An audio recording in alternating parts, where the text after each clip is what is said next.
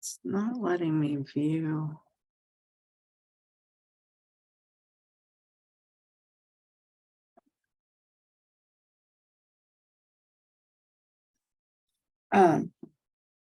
Any questions? We covered 3.2 last class.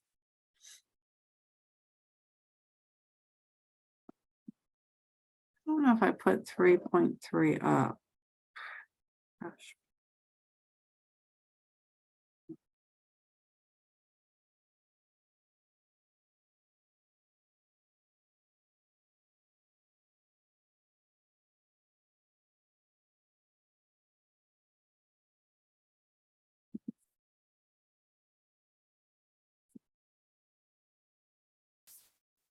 Sorry, I forgot to put it up.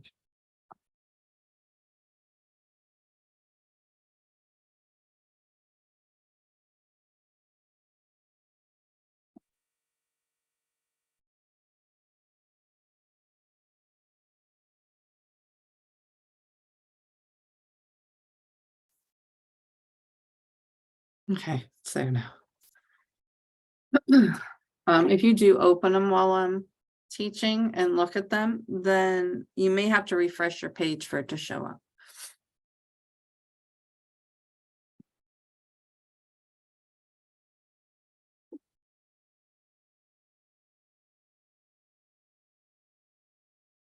But this is what it looks like. I highlighted where there were figures and what page they're on, simply for me. Any questions? So this section is about feedback and dynamic networks. It's just adding to the networking that we've done before with the arrows. Many real life systems are not, in fact, in equilibrium, or they like bounce up and down but stay near an equilibrium. Their stocks are far from constant. The Earth's population is growing, the cod is decreasing, the number of fish.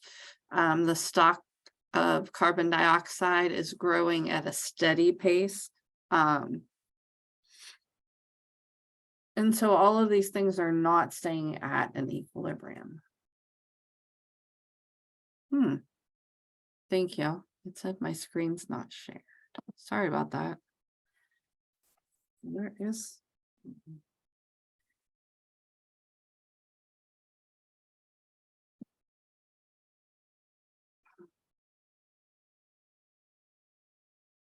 Okay, it is recording. There we go. So section 3.3 is here. And looks like this. Thank you. To understand the non-equilibrium system, that's where we use dynamic modeling or system dynamics. The dynamic changing structure of a stock and flow system away from equilibrium is governed by feedback loops. There's loops that will increase or decrease your stock, which are mechanisms whereby the level of stock can control the rate of flow into or out of it. Feedback loops may cause a system to settle comfortably down into an equilibrium state. And we talked about that in section 2.3. The bathtub was one example. Once it reached a certain height, if you had the drain also on, once it reached that height, it was the same pressure going in as out. So it was kind of at an equilibrium. And those were non-zero, like both were going out and in is what it means. You don't have the plug in so that it's zero. Even though the stock levels stay the same, the actual physical stuff that makes up the stock is constantly changing. Our bathtub example, fresh water is going in, the older water is going out. So even though it's staying at the same approximate level, the type of water, the fresher water or the staler water, is changing.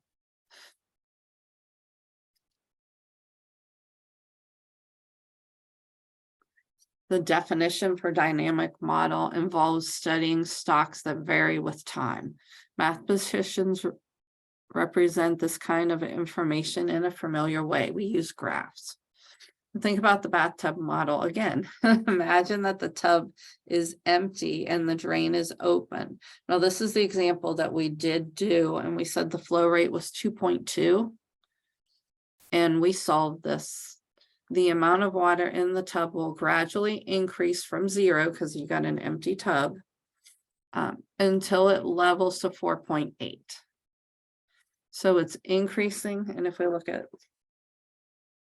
this graph here, our bathtub started empty and it slowly increased. So this is how high the water is in the tub, and this is time.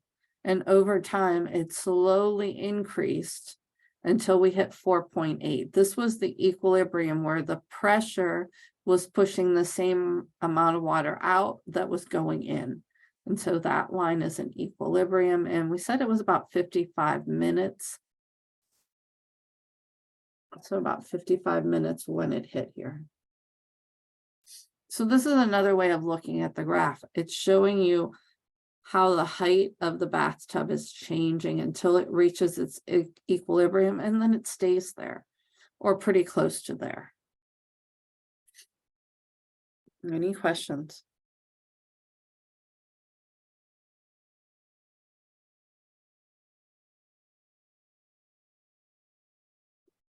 The water increases fairly rapidly at first, but then it levels off, like the graph showed us it leveled off.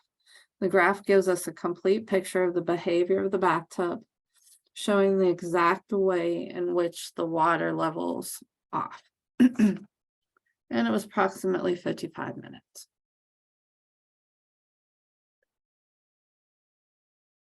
The depth is very close to its equilibrium.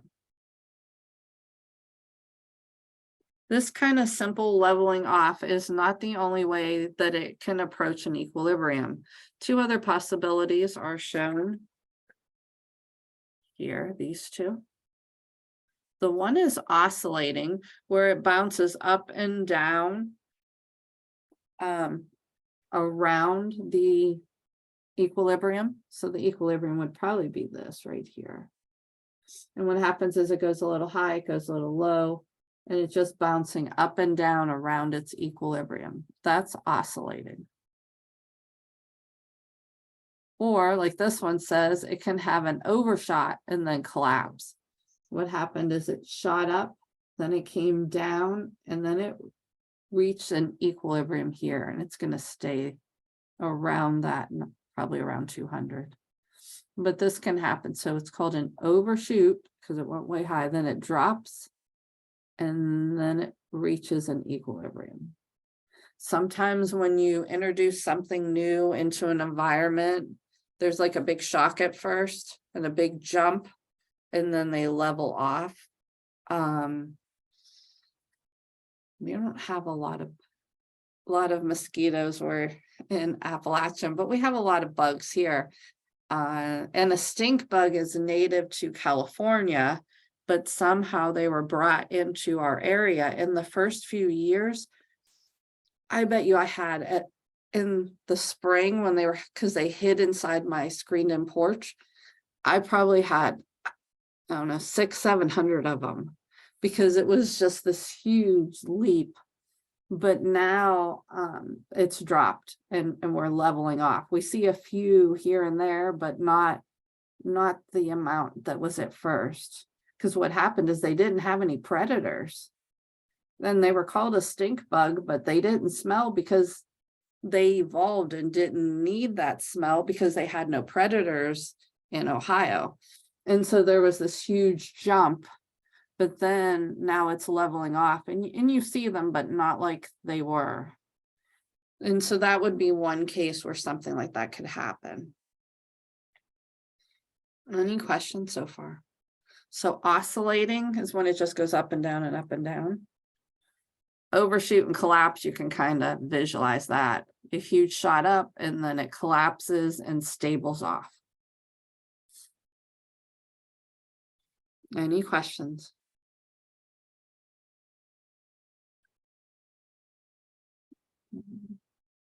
Neither of these behaviors is characteristic of a bathtub, but both are seen in biological populations. I'm trying to think of an oscillating one, but I can't think of one offhand. But I'm sure there'll be an example coming up. Yeah, I can't think of one. Can anyone think of one? Where it just jumps and up and down and up and down. The flu. There's a certain season where it's more and it jumps up, but then it jumps down, but then it jumps up. So there's like high cases and then hardly any cases. So it jumps up and down every year. So I guess that could be a little kind of an oscillating, bounces up and down.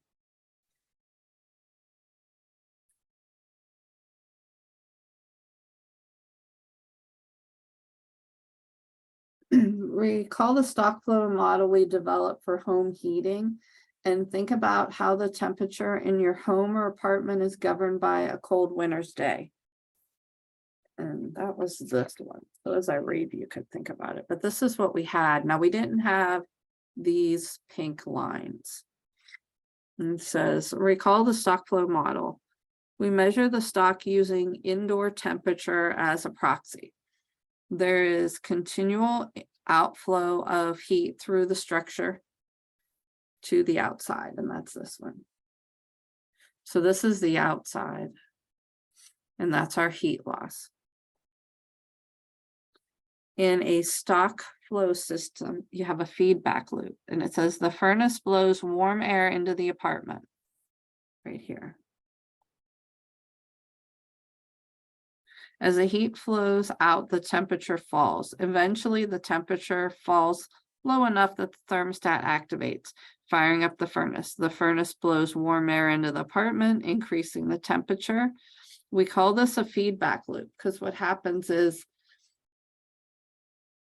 we do have air going out, but some air, because you have what's called return vents in your house, they return in the thermos or water heater, whatever, not water heater, but the heater for the house, pulls the air back in, heats it up, and sends it back into the house. This is a loop. It's called a feedback loop. So the thermos pulls it in, and then it shoots out. Now here we also have heat from the home, besides the heat loss that because more's coming in here, then more is being lost. And so there's this loop here also. Any questions on that? Okay. We saw in this example that the stock of heat also affects the outflow. The rate of heat loss from the structure is proportional to the difference in temperature between the inside and outside and the cooler temperature. And figure that's what this one was, 20. For some reason, I'm going to double check this arrow though. I think it should go this way to make a loop.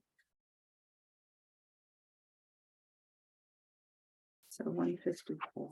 Let's just double check. Remember your book, you just go to important information and my materials, and all of your books should be under my materials under that class.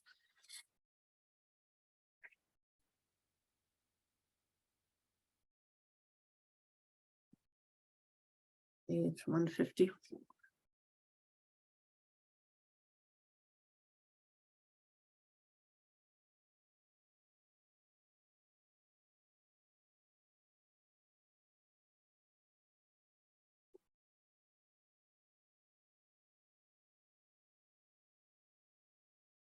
No, it is going out. But it's still a feedback loop, even though it's not a circle, it's still a feedback loop. And then later in the section, we'll actually put plus and minuses to these. So it was all right. I just thought it should have had a loop.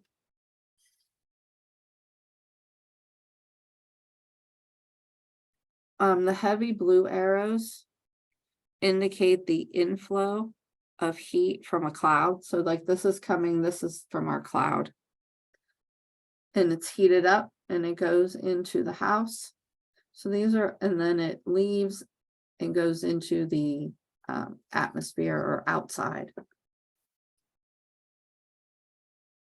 So they use the clouds as starting points. I think that could be skipped and just start with it comes from the heater into the home and then it leaves. But so the blue areas are inflow of heat and outflow into the outside of the house. The inflow and outflow arrows each have a spigot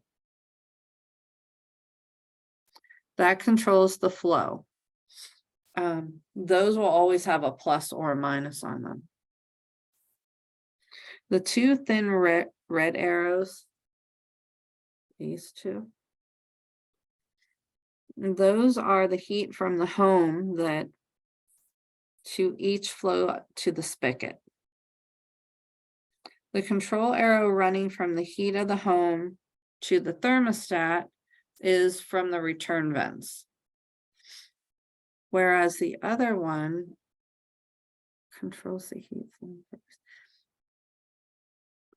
this one, it returns the air, and when it's cold enough, then the thermos starts heating again and turns on.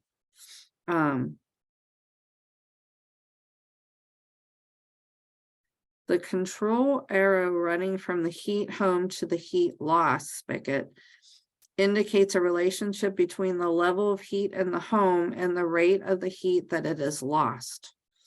Now, what that means, the rate at which this is lost, if the house is, say the house is set at 80 and it's 50 degrees outside, heat is going to try and transfer to the outside more. But if it's 50 degrees outside and your house is set at 60 or 65, less heat is going to try and escape because the hot heat wants to go where it's colder. It will transfer. And that's what this is doing. So the hotter this is and the cooler it is outside, the more of this will leave. So if you keep your thermostat a little bit lower, then you will lose less of this heat here. So the hotter your home is compared to what it is outside, the more this will have heat loss. Any questions on that?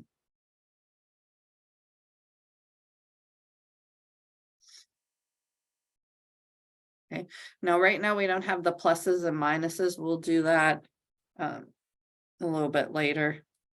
Any questions so far?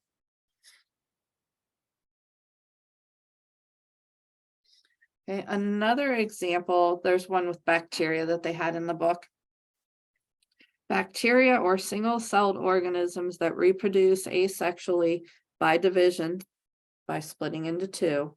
Each parent bacterium divides into two children for the bacteria E. coli, a common cause of foodborne illnesses. This division process takes place roughly every 20 minutes.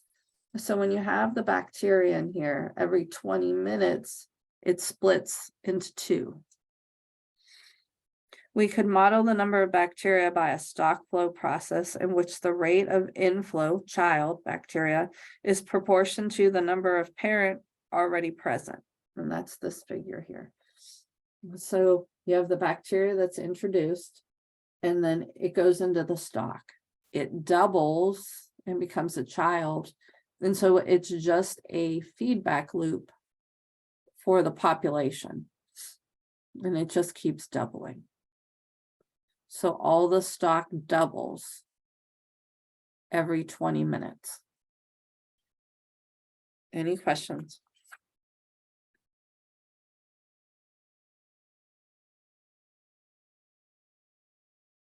There is a very important difference between the feedback loops in figure 20 and 21. Notice in 20 and 21, both feedbacks in the home heating model to stabilize the stock, they govern. If the temperature is too low, then the thermostat setting, the feedback involving the thermostat will try to increase the temperature. The feedback involving heat loss will try to decrease. And that's what it's doing here. It's trying to decrease. But the difference here is this is just keeps increasing and increasing. It is not staying at an equilibrium where this one is. So this one is working 2 feed loops to try and stay at an equilibrium, where this one is just growing and growing and growing. It's not staying at an equilibrium. Any questions on that? Now, if we added to this, maybe antibiotics or something to start cutting this down, then that would change everything. But the way this is set, if it's just left, it will just increase and increase and increase. Any questions on that? A feedback loop that tries to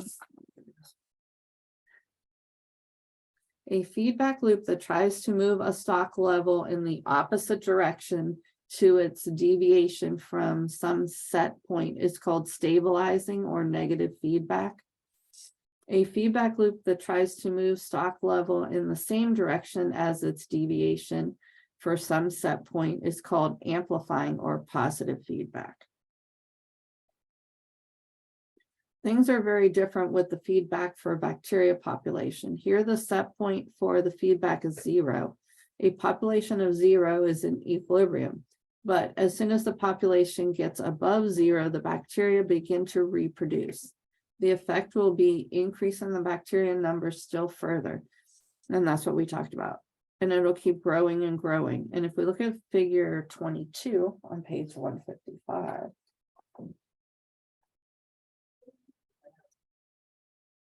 so unlike the other one we looked at earlier that grew real fast and then tapered off, the bacteria starts at 0 and it's growing fast, but it's going to just keep going and going. It's not going to reach an equilibrium. So it's starting with that single cell and it just grows and grows and grows. Any questions so far? So this is a growth, where the other one, well, I think we come up with that a little bit later, but this one they call a decay because it levels off. It has an equilibrium.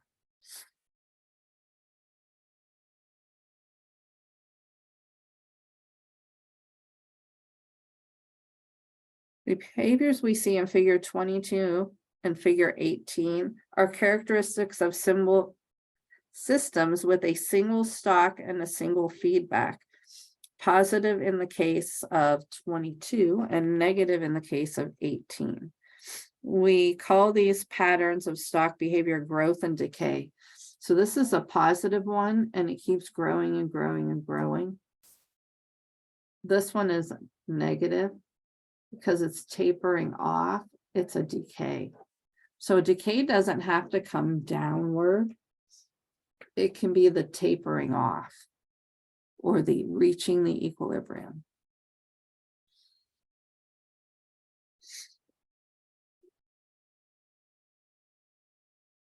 And we talk more about them in the next section, but is there any questions on the difference? So this one keeps growing, doubling. The other one was increasing rapidly, but then it tapered off. This is increasing a little slower because you figure you have 1, then you have 2, then you have 4, then you have 8. So it's not growing as fast as the tub was filling. Any questions?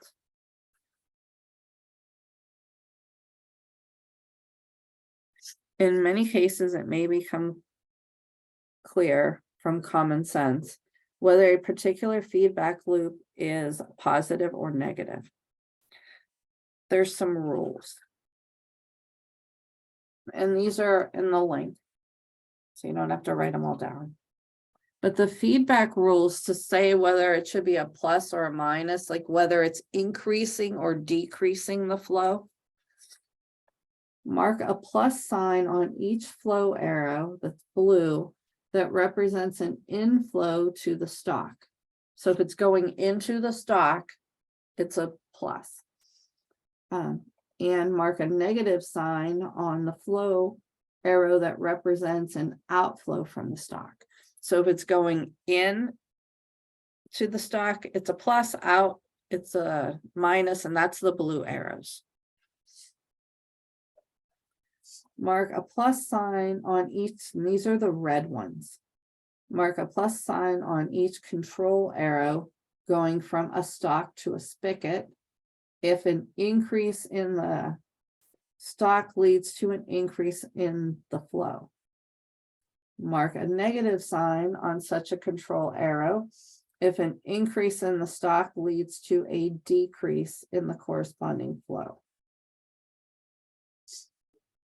That one's a little trickier. It just takes some practice.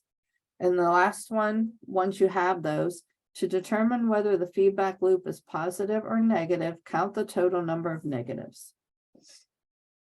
If it's even, the feedback is amplifying or positive. And if it's odd, it's stabilizing or negative. So if the number of negative signs is even, then the feedback is amplifying or it's positive. And if it's negative or odd, then it's a negative. So odd is negative, it's stabilizing. The red arrows represent it's escaping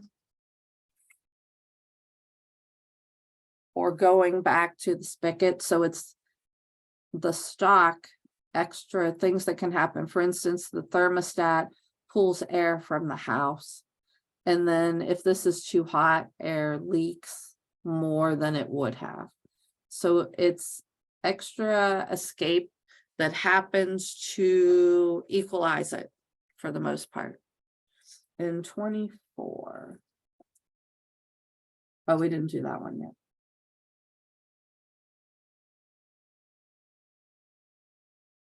Yeah, we'll get to that in a minute.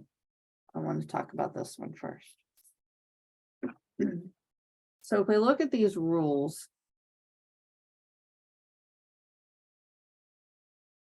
figure 23 on page 156, and that was this one here. We're going to use the, I think it was the home heating one. Yeah, we're going to put the plus and minuses where they belong. So if we look at this one, remember any of the blue arrows first, those are easy. This is going in to the stock, so it's a plus. So it's an inflow into the stock. This blue one is out. It's an outflow from the stock, so it's a minus. So look at your stock. That's always your square, usually your square. Yeah, they should. Well, I kind of made an oval here, but it's a square. But the thermostat has this inflow. Look at the blue arrows, not these outside ones, so don't worry about those, even though the book makes them blue. But this spigot is putting this one in. This one's going into the spigot, so it's a negative.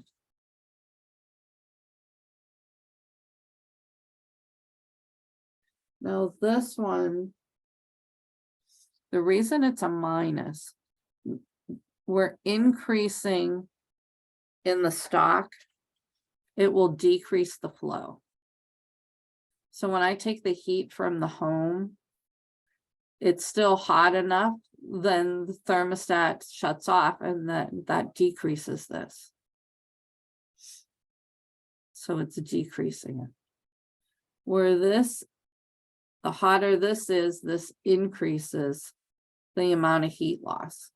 So an increase in stock increases the flow, because the hotter this is, the more it will increase this. But if this is warm, then the thermostat's not going to pull it. It's going to be a negative. Any questions on that? So the blue ones, if it's going into the stock, it's a plus. If it's going out, it's a negative. These ones, you got to think a little bit more about them. But this one, it'll always be an increase in stock. So if we pull from here and increase our stock here, then we'll decrease our flow. Whereas here, increasing the stock increases this flow. Because the hotter it is, the more that's going to try and escape. Any questions on that? Now, if we count,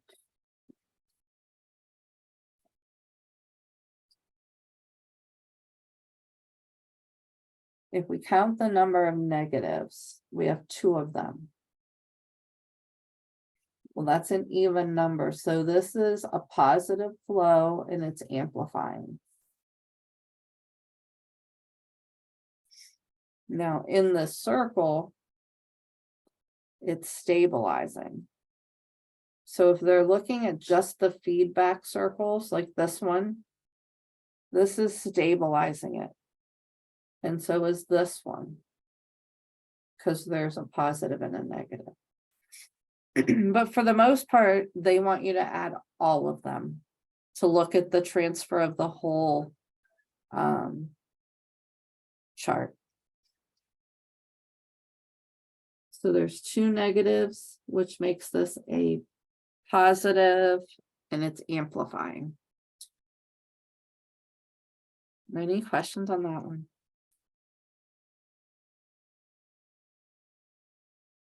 Let's look at figure 24.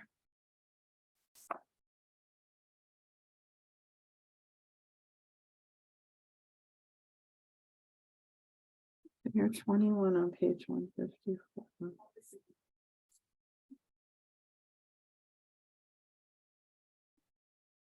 Oh. If we look at this one, we label the blue flow arrow. So this is going into the stock. So this is a plus.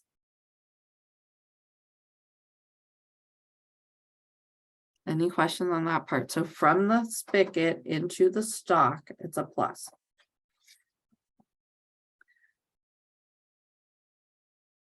We label the control arrow with a plus because it's increasing the bacteria.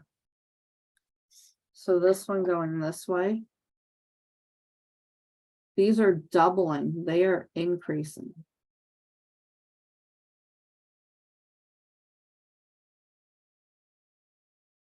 Any questions on that? So both of these are an increase. There's no negative, so this is amplifying.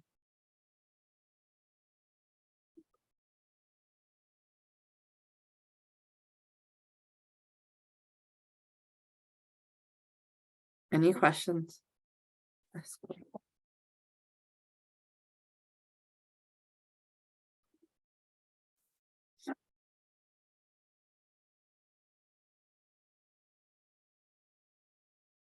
Okay, 24.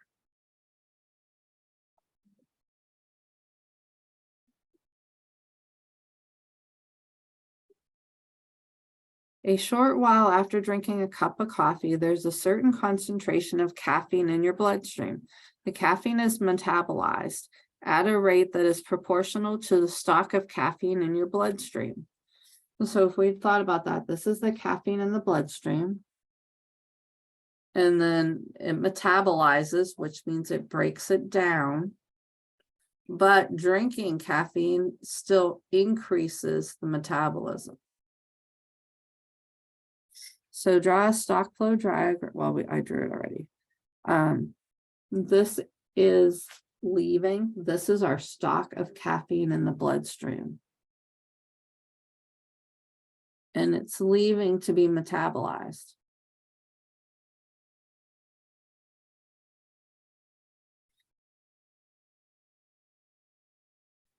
Now the control arrow, the red one, is labeled with the plus because the metabolism occurs at a rate proportional to the stock of caffeine.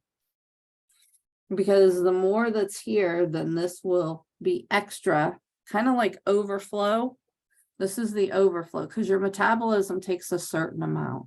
And if you have an overflow, then it's coming in here also. It's increasing how much metabolism you need. When your body's holding too much, oh no, I was thinking sugar, but like sugar, you would use insulin when this is becoming too much that the body can't handle it. And so caffeine, same kind of thing. I don't know if there's something to help. Well, yeah, drink less caffeine. So if your body is having too much of an overflow, then they tried to simplify this, but you'd put another spigot for how much caffeine you take in.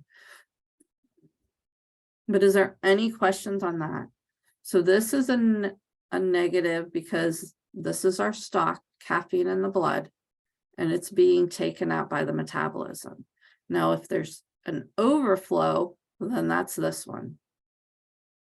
It's an increase in the caffeine that needs to be also taken care of by your metabolism. So this would be a negative. Any questions on that?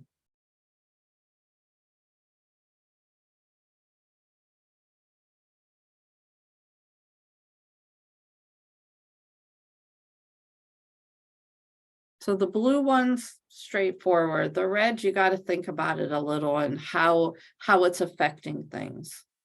So in this case, this is an overflow. The overflow goes here.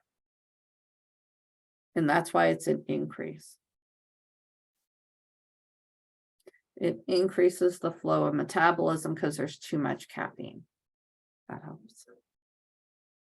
Any questions on that one?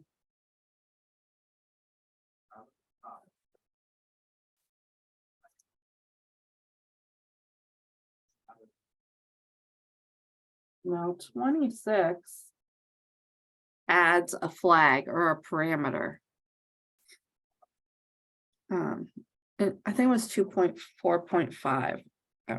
It was chapter 2. We introduced a climate model that included a parameter, and they're going to use G for parameter that govern the strength of the greenhouse effect. So we had the greenhouse effect.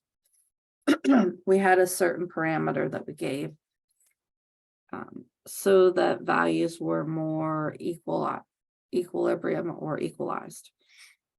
We include this in stock flow diagrams by adding a parameter box or a flag. So they write it to look like a flag. For the parameter, along with a control arrow pointing to the, in this case, long wave radiation spigot.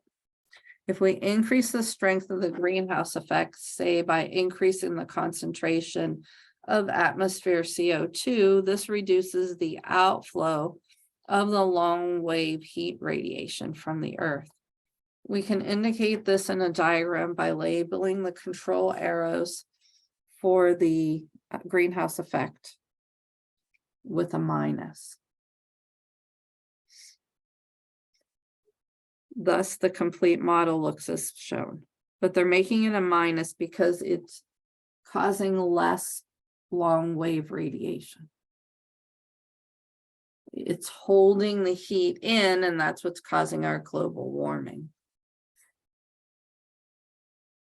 So the greenhouse effect increases in the greenhouse effect, decrease the outflow of heat or long wave radiation.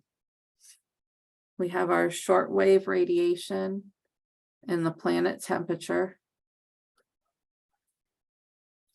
And then this goes out into our long wave. If it's too hot, this extra will increase this, but then the greenhouse effect will slow it down. Any questions on that?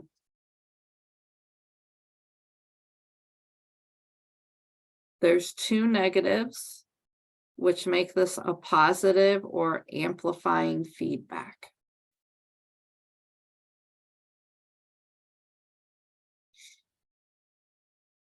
Any questions?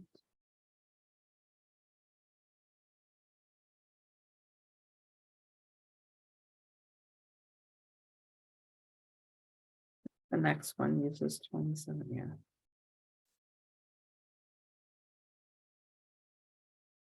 Another example, consider the amount of phosphorus in a lake as stock. The outflow of phosphorus occurs as the rate of proportion in the stock, but the stock also affects the inflow of phosphorus because phosphorus in the lake water is a nutrient for plants and algae, which then take up additional phosphorus that has accumulated in sediments at the bottom of the lake. Eventually, these organisms decay or are eaten by fish, and all their phosphorus, including the extra amount they have obtained from sediments, is released back into the lake. Additional phosphorus from agricultural runoff and other pollution sources within the lake's watershed also flows into the lake. And that's what they're showing you here, the inflow of phosphorus. And it's a positive because it's going into our stock. And the outflow is a negative because it's going out of the stock. And this is the lake.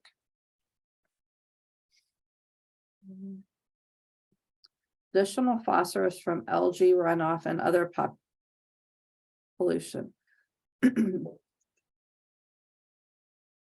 Let's represent the various effects in the stock in this stock. The process whereby organisms take up phosphorus and release the additional ones. So what's happening is this also gets pollution. So if we took pollution completely out and the only thing was the nature, then this would be a constant flow. This would flow into here. If there was too much, then it would go into both of these. And then it would go on. And it's just a cycle. But pollution can increase the phosphorus or decrease it, depending on what, if it's killing all the fish, then it's going to get used up and disappear. But the pollution is increasing is what they're saying in theirs. It's increasing the phosphorus, which is increasing this flow. So then there's too much in the lake. Some of it will go back into the rocks, the animal, the fish, the algae, and some of it will leave the lake. And this stock here is at a minus because it is leaving the lake. This is a plus because it's going to increase the outflow if there's too much. Any questions on that?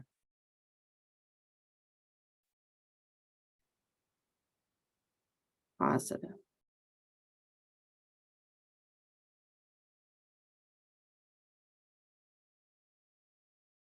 Good.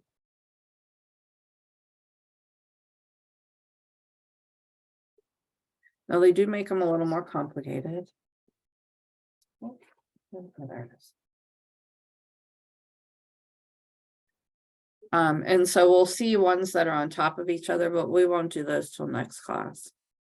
But this last one, it's consider a population of animals or human beings in a context in which there is no migration. And so the only way they're leaving is death. They're staying with their group. The total population is changed by addition of new individuals through birth, and the loss is death. And so we're just the basic. We're not assuming anything else. The larger the population, the more births and the more deaths. This gives the basic demographic model. And that's this model here. We can identify two feedback loops in this model, an amplifying one associated with births and a stabilizing one associated with deaths. The long-term fate of the population will depend on which feedback is more powerful. So if we have births, and then for some reason doesn't get cold, there's not a lot of predators, the population gets too large, then there'll be more deaths. If population's too large, there'll be more births. And so the cycle continues, but then you can get overpopulation if there's not enough. When this gets large, you need more to die. And if they're not keeping up with the births, then you have overpopulation. And so this would be a cycle of that. And you can use that for anything, animals, people. If there's too many births and not enough deaths, and this becomes too large and you overpopulate your area. Is there any questions on that? So this would be a negative, because notice there's only one negative. Any questions on that?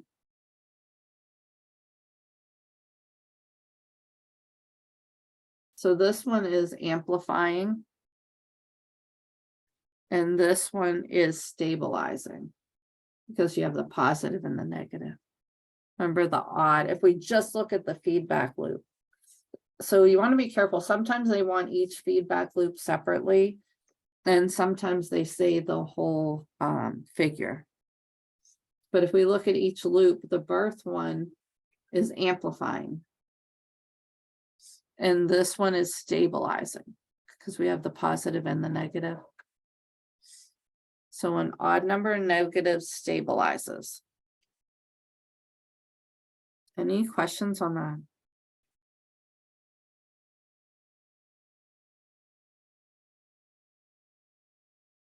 Okay. If you don't have any questions, then I will see you tomorrow. Try the homework problem, and then it's kind of similar to this. Well, I don't know if it's similar to this one, but you have to put the plus and minuses in. So try it, and then if you have questions, we'll do it together tomorrow. I have someone taking a test today, so I won't be in my office hour. Is there any questions?